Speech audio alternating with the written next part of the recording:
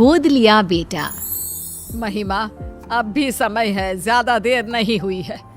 वंश को चलाने के लिए लड़का ही जरूरी होता है। लड़कियों का क्या है, वो तो पराया धन होती है। एक ना एक दिन तेरी बेटी दृष्टि भी अपने ससुराल चली जाएगी। फिर बुढ़ापे में कौन तुम्हारा सहारा बनेगा, कभी सोचा है तुमने? मम्मी जी, मैं आपकी बात समझ रही हूँ, लेकिन किसी दूसरे के बेटे को हम कैसे अपना लें भला? जिस किसी भी बच्चे को हम गोद लेंगे उसकी रगों में तो किसी दूसरे का ही खून होगा ना, और मैं दूसरे के बच्चे को पाल नहीं सकती। हाँ माँ, महिमा ठीक कह रही है। वैसे भी दृष्टि अब 8 साल की हो चुकी है, सब समझने लगी है वो भी। अगर हम बच्चा गोद ले भी लेते हैं तो हो सकता है कि कल को वो भी उस बच्चे को एक्सेप्ट ना कर पाए। अरे वो सब तुम समय पर छोड़ दो, समय के साथ साथ उसे भी सब समझ में आ जाएगा। वसुंधरा अपनी बेटी बहू को रोजाना यही बात बोलती, जिसे गिरीश और महिमा नजरअंदाज करते रहते। फिर एक दिन, तुम लोगों को पता है वो जो हमारे पड़ोस में विमला रहती थी ना, जिसकी सिर्फ 2 बेटियां थी, आज उसकी बंद कमरे में लाश मिली है। जानती हो, उसकी सास ने भी उसे समझाने की बहुत कोशिश की थी कि किसी लड़के को गोद ले आए, लेकिन उसने अपनी सास की एक ना सुनी। और देखो, आज कंधा देने वाला भी कोई नहीं। वसुंधरा की इन बातों का गिरीश और महिमा पर इतना ज्यादा असर पड़ता है कि वो तुरंत ही बच्चे को गोद लेने का फैसला कर लेते हैं। तकरीबन 3 घंटे की प्रक्रिया के बाद गिरीश 6 साल के हर्ष को संग लेकर घर पहुंचता है। आप यही चाहती थी ना माँ कि हम एक लड़के को गोद ले आए? तो देखिए, ये रहा हमारा हर्ष। ये तो तुमने बहुत अच्छा किया बेटा। अब एक काम करते हैं, कल कुछ पंडितों को बुलाकर इसका शुद्धिकरण करा देते हैं। शुद्धिकरण? ये क्या होता है?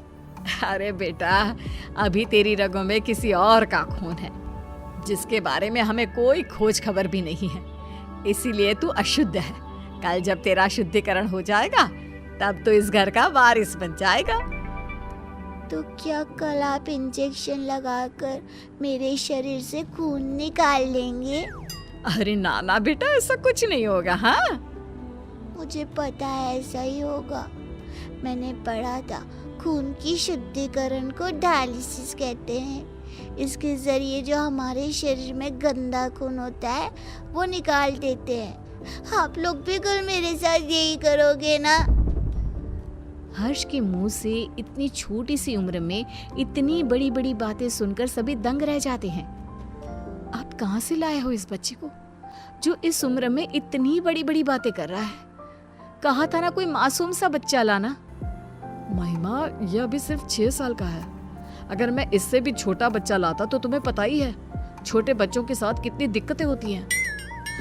हाँ, लेकिन आपको एक यही बच्चा मिला जो इस उम्र में इतना कुछ समझता है। उससे तो आगे भगवान ही बचाए। मैं दृष्टि के पास जा रही हूँ, आप संभालिए इस शैतान को। अगले दिन पंडित को बुलाकर शुद्धिकरण की पूजा भी करा दी जाती है, लेकिन उसके बाद भी घर का कोई भी सदस्य उसे अपना नहीं पाता।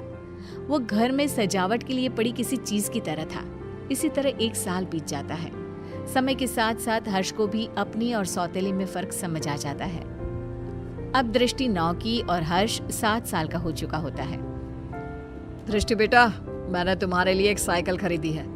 अब तुम्हें स्कूल बस से जाने की कोई जरूरत नहीं है। थैंक यू पापा। पापा, मेरे लिए भी आप एक साइकिल खरीद लीजिए। स्कूल बहुत दूर है, मैं आने जाने में थक जाता हूँ। अगर स्कूल इतना ही दूर है तो कल से जाने की कोई जरूरत नहीं है, घर पर बैठ जा। मेरे पास इतने पैसे नहीं कि अब तुझे भी साइकिल खरीद कर दे सकूं। हर्ष मुंह लटकाकर वहां से चला जाता है। तुम लोग क्यों उसे अपना नहीं पा रहे हो? आखिर कब तक ऐसे ही उसके साथ सौतेलापन का व्यवहार करते रहोगे? दृष्टि की तरह अब वो भी तुम लोगों का बेटा है। बुढ़ापे में वही तुम्हारा सहारा बनेगा। माँ प्लीज, आपके कारण ही हम इस लावारिस को उठाकर घर लाए हैं। इससे आगे हम और कुछ नहीं कर सकते। ऐसे तो तुम उसकी जिंदगी बर्बाद कर रहे हो बेटा। अगर आपको ऐसा ही लगता है तो छोड़ आइए इसे वहीं जहां से ये आया था। तुम्हारे अंदर की इंसानियत कहाँ मर गई? जब से आया है तब से लेकर आज तक तुमने उसे कभी एक बाप का प्यार नहीं दिया। जरा सा भी तरस नहीं आता तुम्हें उस पर। माँ प्लीज, ये सब बातें आप मुझसे ना ही करो तो बेहतर होगा। 2 दिन बाद आज हर्ष बहुत खुश होता है और उछलते हुए अपनी माँ के पास आता है। माँ, माँ मेरा रिजल्ट आ गया। देखिए मैंने अपनी पूरी क्लास में टॉप किया है। तुम मुझे क्यों माँ बुला रहा है?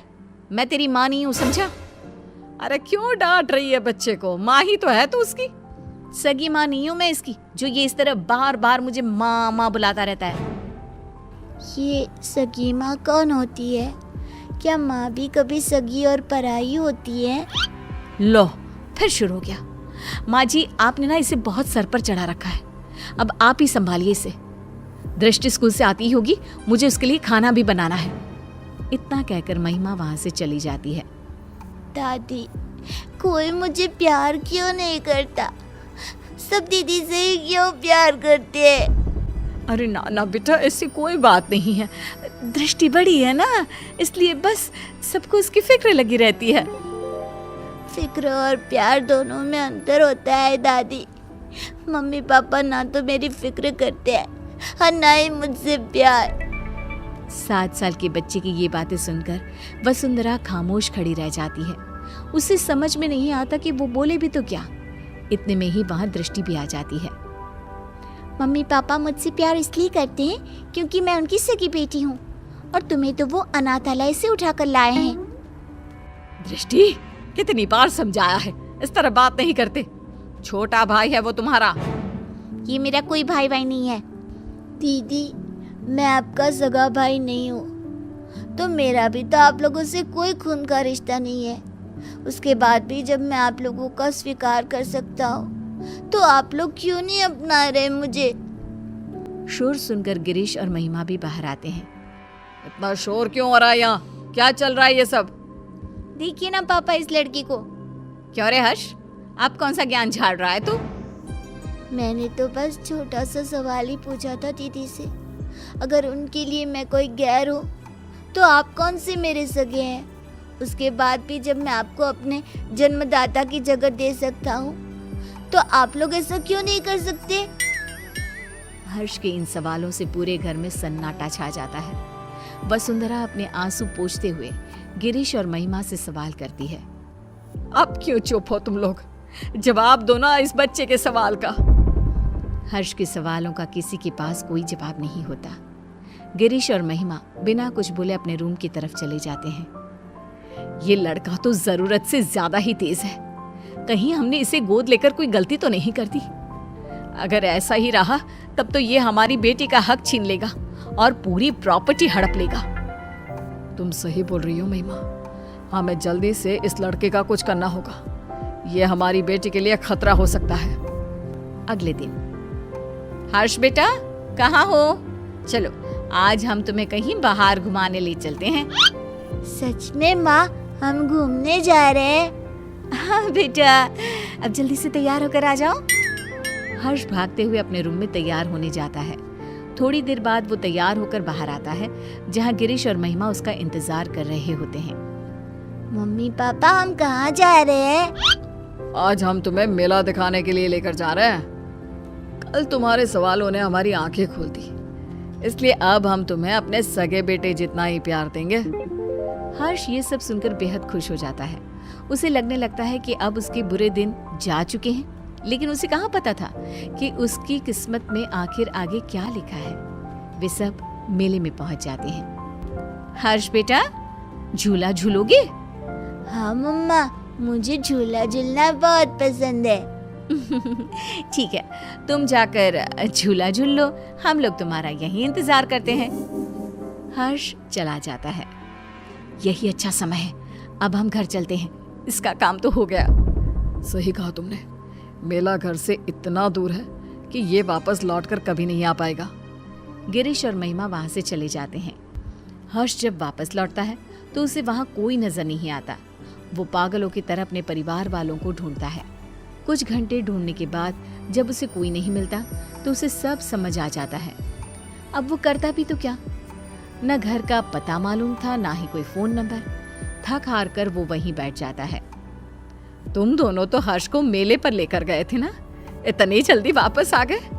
और हर्ष कहाँ है? कहीं नजर नहीं आ रहा। माँ, वो अपने पुराने दोस्तों से मिलने की बहुत जिद कर रहा था, तो हम उसे अनाथ आश्रम छोड़कर आ गए हैं। कुछ दिन के बाद आ जाएगा, आप परेशान ना हो। वसुंधरा को दाल में कुछ गड़बड़ लगती है, लेकिन वो कुछ नहीं कहती और सीधे अपने रूम में चली जाती है। महिमा, माँ को इसके बारे में कुछ पता नहीं चलना चाहिए। महिमा सिर हिलाकर हाँ कहती है। एक हफ्ता बीत जाने के बाद भी जब हर्ष वापस नहीं आता, तब वसुंधरा अपना फोन उठाकर हर्ष के दोस्तों को फोन करती है, जिससे उसे पता चलता है कि हर्ष तो कभी अनाथ आश्रम गया ही नहीं था। गुस्से से आग बबूला होकर वसुंधरा गिरीश और महिमा के कमरे में जाती है। हर्ष तो अनाथ आश्रम गया ही नहीं, फिर तुम लोगों ने मुझसे झूठ क्यों बोला? कहाँ है मेरा पोता, बताओ मुझे। माँ जी, वो आपका पोता नहीं है। मुझे सिखाने की जरूरत नहीं है, जितना पूछा है सिर्फ उतना ही जवाब दो। माँ, वो हम लोग हर्ष को उस दिन मेले में ही छोड़कर आ गए थे, हमें नहीं पता कि अभी वो कहाँ है। क्या? उस छोटे से बच्चे को तुम मेले में ही छोड़कर आ गए, ये जानते हुए भी कि वो अभी सिर्फ 7 साल का है। बेचारे किस हाल में होगा वो मासूम। तो और क्या करते मम्मी जी, उसका ठेका थोड़ी ना ले रखा है हमने। हम क्यों भला किसी और के बेटे के लिए अपनी बेटी का हक मारे। इस घर, परिवार और हमारे प्यार पर सिर्फ दृष्टि का हक है। अगर ऐसी ही बात है तो मैं तुम्हें याद दिला देती हूँ कि तुम भी कोई मेरे सगे बेटे नहीं हो। ऐसे ही किसी अनाथ आश्रम से मैं तुझे लेकर आई थी। अगर उस समय मैं भी यही करती तो आज तुम भी दर दर की ठोकरें खा रहे होते। मैं नहीं जानती थी कि तुम दोनों की सोच इतनी छोटी भी हो सकती है। वसुंधरा की बातों से दोनों का सिर शर्म से नीचे झुक जाता है। उन्हें अपनी गलती का एहसास तो हो चुका होता है, लेकिन अब शायद बहुत देर हो चुकी होती है। दोनों हर्ष को ढूंढते हुए उसी मेले की तरफ पहुंच जाते हैं, लेकिन वहां उन्हें सिवाय सन्नाटे के कुछ नजर नहीं आता। अगले दिन गिरीश और महिमा फिर से उसी मेले में हर्ष को ढूंढने जाते हैं। क्या हुआ साहब, किसी को ढूंढ रहे हो क्या? कुछ दिन पहले हमारे साथ एक बच्चा आया था ना, जिसने झूला भी झूला था। आपने उसके बाद से कहीं देखा उसे? नहीं, उसके बाद मैंने उसे देखा तो नहीं, लेकिन उस दिन बहुत रो रहा था बेचारा। रात तक यहीं बैठकर रोता रहा, फिर अचानक न जाने कहाँ गायब हो गया। गिरीश और महिमा आगे बढ़ते हुए फिर किसी से पूछते हैं। आप जिस बच्चे को ढूंढ रहे हो ना, वो तो 2 दिन पहले ही मर चुका है। बेचारा पिछले कई दिनों से यहाँ रोज आकर अपने मम्मी पापा को ढूंढता था। कई दिनों से कुछ खाया भी नहीं था उसने। फिर एक दिन एक्सीडेंट में उसकी मौत हो गई। 7 साल की मासूम की मौत के बारे में सुनकर गिरीश और महिमा के पैरों तले जमीन खिसक जाती है। उनकी घटिया सोच आज एक मासूम की मौत की वजह बन चुकी थी।